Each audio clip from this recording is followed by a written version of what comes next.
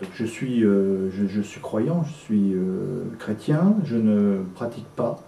Je n'ai pas trouvé ni le temps, ni les éléments essentiels pour pratiquer, mais j'ai une foi bien établie. Être chrétien, pour moi, c'est croire en l'immortalité de l'âme. Je crois à cela, âme, corps, esprit. Et puis surtout, je crois que,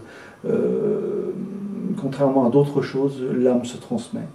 Et que, au gré du temps, vous transmettez, sans vous en apercevoir, votre âme à ceux que vous chérissez.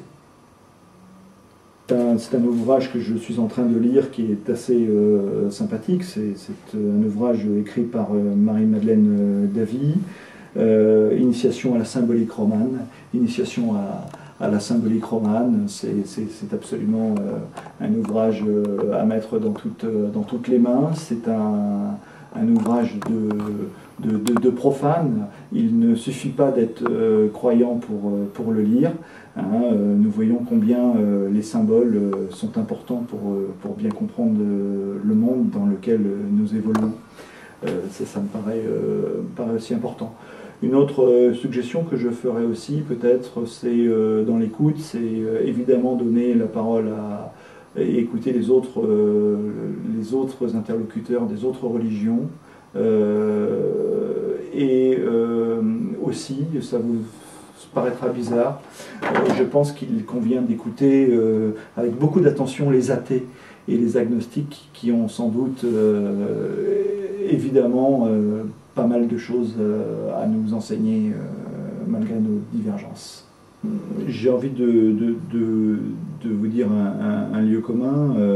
Les entrepreneurs, les entreprises, les dirigeants d'entreprise doivent aujourd'hui plus que jamais remettre l'homme au cœur des projets. J'observe d'une façon générale que les gens ne s'écoutent plus, les gens manquent de discernement, nous sacrifions tout sur l'autel de la vitesse éclair, il y a un manque de discernement, il n'y a plus de réflexion, il n'y a plus d'analyse.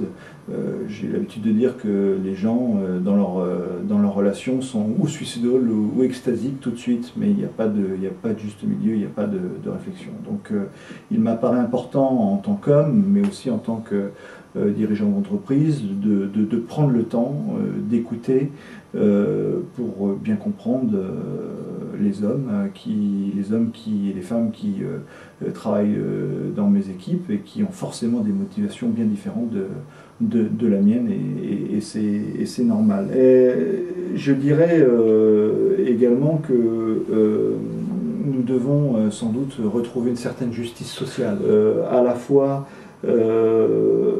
remettre en cause les excès en tout genre, c'est-à-dire les excès en tout genre. Pour moi, je suis affligé quand je vois notamment le gaspillage des aides publiques, des aides publiques, tout ça parce que les politiques ont à un moment donné décidé de saupoudrer. Et on va à la simplicité, c'est-à-dire que pour plaire à tout le monde ou ne déplaire à personne, eh bien, on saupoudre les aides, et donc aujourd'hui on n'aide pas finalement comme il le faudrait vraiment les plus démunis, ceux qui ont le plus besoin, parce qu'il s'agit de répartir les aides alors que nous ne devrions pas travailler comme ça. Rêver, espérer d'autres schémas me semble plus pertinent. À l'échelle du territoire du Grand Ouest, j'associe la région Bretagne et la région Pays de la Loire. Je pense que ces deux régions en fait ne font qu'une, donc je suis assez partisan d'une administration comme les Länder en Allemagne. Ça me paraît assez pertinent, à condition toutefois de supprimer des strates, hein, parce qu'il n'est pas utile à mon sens d'accumuler tel des lasagnes bolognaises des des conseils généraux, avec des conseils régionaux, avec des grandes métropoles où on agglomère, on agrège des centres de décision qui en fait ne sont que finalement au bout du bout une logorrhée politique, quoi. Je ne vois pas. Donc simplifier les strates, ça je pense que c'est un rêve.